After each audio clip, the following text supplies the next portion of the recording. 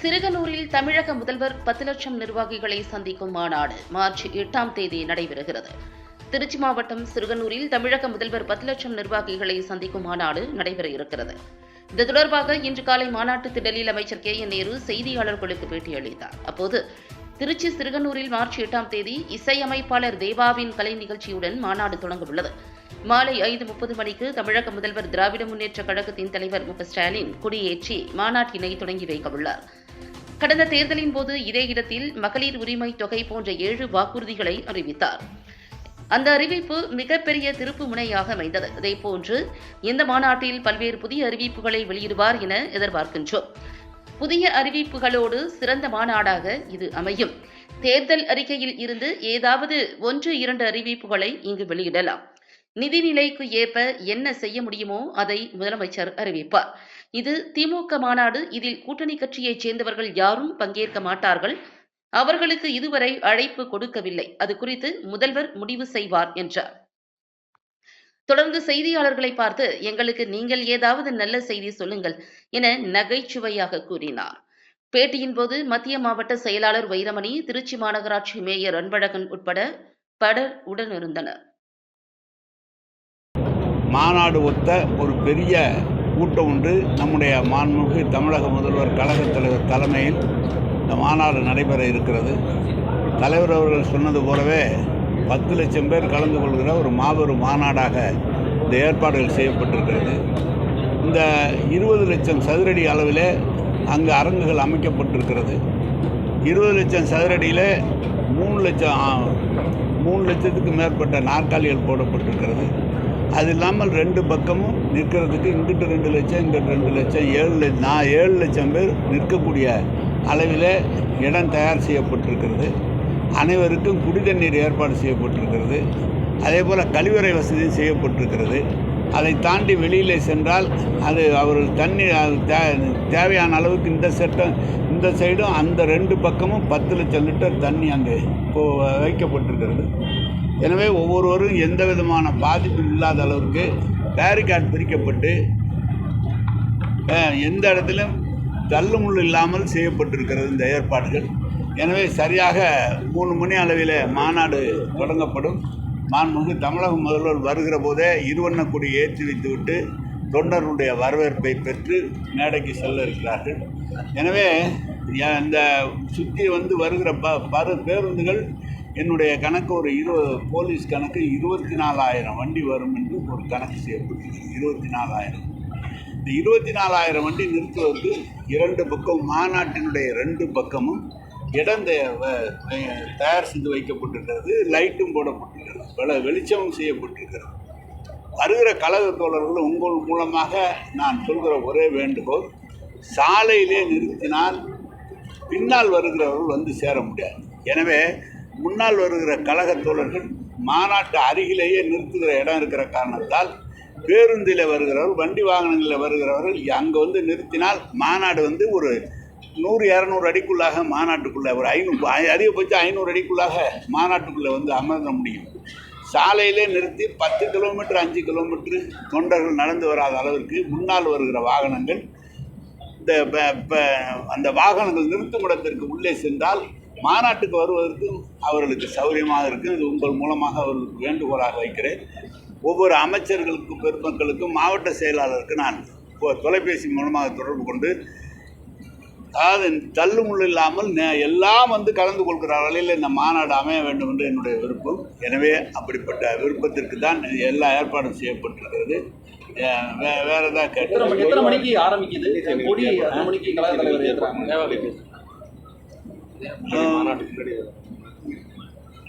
தலைவர் வருவதற்கு முன்பாக தேவா அவர்களுடைய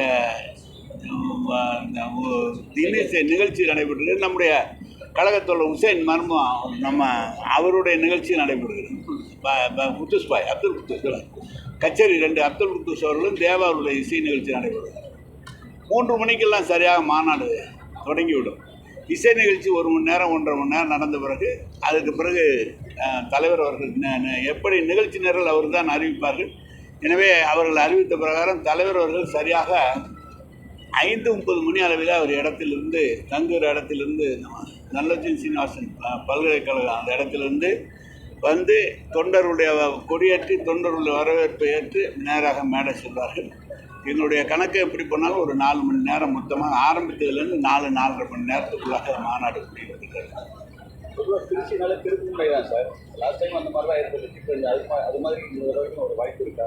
ஆமாம், நல்ல இன்னைக்கு அவர் எல்லா விதமான ஏற்கனவே தேர்தல் நேரத்தில் இந்த இடத்துல சொல்லப்பட்ட வாக்குறுதிகள் 7 வாக்குறுதிகளை தந்து தான் ஆட்சி அடுத்த 10 ஆண்டு காலத்துக்கு கழகம் வந்தால் என்ன செய்யும், பாசன வசதியை 2ஆக பெருக்குவோம், கல்வி வசதியை பெருக்குவோம், மருத்துவ வசதியை பெருக்குவோம் என்றெல்லாம் சொல்லி 7 விதமான சூளுரைகளை சொல்லி தான் ஆட்சி பொறுப்பேற்றோம். அதே இடத்தில் தான் மாநாடு.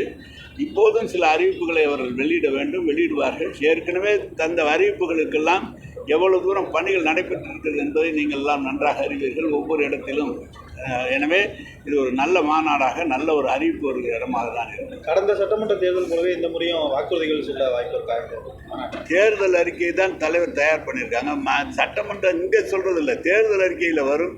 இங்கே 1-2 ஏதாவது சொல்லுவாங்க, தலைவர் பேசும்போது சொல்லாமல் இருப்பாங்களா, அது அவங்களுடைய இஷ்டம். நான் போய் எப்படி சொல்ல முடியாது. மாநாடு நடக்கிறப்ப இல்லை, அது நாங்கள் எதிர்பார்க்குறோம். தலைவர் பார்த்து இருக்கிற நிதிநிலைக்கு ஏற்ப என்ன செய்ய முடியும், சொல்லிவிட்டு செய்யலைன்னா சரியாக இருக்காது. எதை செய்ய முடியும் என்பதை அதை கவனித்து முதலமைச்சர் அவர் தலைவர் தான் அதை அறிவிக்க வேண்டும். இப்போ மாநாடு நடக்கிறப்ப அன்னைக்கு வந்து தமிழகம் முழுவதுலேருந்து வருவாங்க. போக்குவரத்து நெரிசல் இருக்குது. இது காவல்துறையிட்ட சொல்லியிருக்கீங்களா, இது போக்குவரத்து மாற்றம் பண்ணுற மாதிரி? அவங்க நல்லா ஏற்பாடு பண்ணியிருக்காங்க. நேற்று ஐஜி வந்தாங்க, நம்ம எஸ்பி வந்தாங்க, டிஐஜி எல்லாம் வந்து இந்த வெளியிலேருந்து காவலர்கள்லாம் போட்டு கம்ப்ளீட்டாக இதை வந்து போக்குவரத்து நெரிசல் இல்லாமல் எல்லா பக்கமும் பண்ணுறதுக்கு ஏற்பாடு பண்ணியிருக்காங்க காவல்துறையில். போக்குவரத்து மாற்றம் எது இருக்குங்க? போக்குவரத்து மாற்றம் காவல்துறை தானே செய்வாங்க. அந்த நேரம் மணி நேரம் வருகிற போது சாலையில் வரும்போது பிரித்து விடலாம். நீங்கள் வந்து அது காவல்துறை தான் செய்யணும். இப்போ பார்த்தீங்கன்னா டோல்கேட்லேருந்து புது ரோடு வழியாக பிரித்து கொடுக்கலாம், பெரம்பலூர்லேருந்து அரியலூர் வழியாக இருந்து வரலாம், பெரம்பலூர்லேருந்து இந்த ஆத்தூர் வழியாக வரலாம். இப்படி தலைவர் அவர் காவல்துறை தான் அந்த போக்குவரத்தை அவர்கள் தான் சரி செய்ய வேண்டும். அப்படி தான் செய்வார். இல்லை, நம்ம மாநாடு தலைவர் பேசுகிறார். கூட்டணி அறிவிப்பு என்றால் அது முதலமைச்சர் அவர் தலைவர் தான் முடிவு பண்ணணும். தெரியல, எனக்கு தெரியல. முதலமைச்சர் தான், அது கழக தலைவர் தான் அறிவிக்கணும். நான் இன்றைக்கி எல்லாம் உங்களை பார்க்கறது சொன்னது எல்லா டிவிலையும் விளம்பரம் கொடுத்துருக்குறோம், எல்லா பத்திரிக்கையும் விளம்பரம் கொடுத்துருக்கோம். நீங்கள் எல்லோரும் வந்து கலந்துங்க. வைஃபை ஏற்பாடு பண்ணியிருக்குது. எல்லாத்துக்கும் வந்து செய்திகள் அனுப்புறதுக்கு தனியாக ஒரு ஏற்பாடு பண்ணியிருக்கு. உங்களுக்கு உட்காரத்துக்கு உங்கள் பத்திரிகையாளர்கள் நல்ல அருமையாக உட்காரத்துக்குள்ள ஏற்பாடெல்லாம் பண்ணியிருக்கேன். இதெல்லாம் சொல்லிவிட்டு நீங்கள் எல்லாம் வரணுங்கிறதுக்காக தான் நான் அதை உங்களை கூப்பிட்டேன். இன்றைக்கி ஒன்றும் புதுசில் இருக்கிற ஏற்பாடு சொல்லியிருக்கேன்.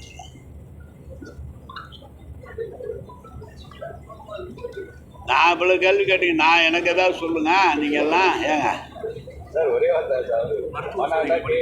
மருத்துவ வசதி பண்ணியிருக்கான். 10 இடத்துக்கு மேலே மருத்துவ வசதி பண்ணியிருக்கான். சொல்லுங்க. தலைவர் சொல்லும் போது மாநாடுனா கேனா மாநாடுனா சொல்லுவார், பெருமையாக சொல்லுவார். இந்த தடவை அது மாதிரியான வாய்ப்பு யாருங்க நீங்கள் பார்த்து நீங்கள் தான் சொல்லணும். நீங்கள் எங்களுக்கு நல்ல செய்தி ஒன்றும் சொல்ல மாட்டேங்கிறீங்களா? எப்படி கடிதத்தில் எழுதியிருக்காங்க, சின்ன திருப்பு முனை எழுதியிருக்கு. சொல்லுங்கள், ஆதரவு கொடுங்க, எல்லோரும் வந்து கலந்துக்குங்க.